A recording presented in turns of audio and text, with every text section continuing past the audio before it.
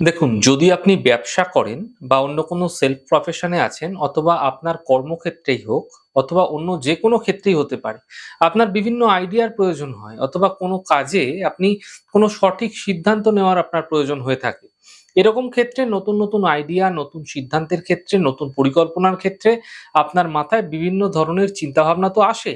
কিন্তু ওই ধরুন রাত্রেবেলা চিন্তাভাবনা আসছে, আবার পরবর্তী দিন সেই চিন্তা ভাবনাগুলো কিন্তু ধীরে ধীরে নষ্ট হয়ে যায়। এমনটি ক্রমাগত হতে আপনি দেখতে পাচ্ছেন। হঠাৎ দেখা যাচ্ছে আপনি কোনো একটি ব্যবসা করবেন বলে ঠিক করেছেন। তার পরিকল্পনা আপনি করছেন, তার প্ল্যান করছেন কিন্তু বারবারই সেই পরিকল্পনাগুলো ভেস্তে যাচ্ছে।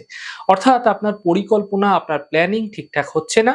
কোন দিকে যাবেন, কোন সিদ্ধান্ত নেবেন আপনি বুঝে পাচ্ছেন না। এমন ক্ষেত্রে একটি সহজ প্রক্রিয়া আমি আপনাদের জানাচ্ছি। আপনারা দাবার যে বোর্ড আছে না? দাবার বোর্ড আপনারা কমবেশি সকলেই দেখেছেন। এই সাদা কালো দাবার বোর্ড যেকোনো শকুনিকরণ যেদিনকে চলবে সেদিনকে চলাকালীন শুভ সময় দেখে বাজার থেকে কিনে নিয়ে চলে আসুন।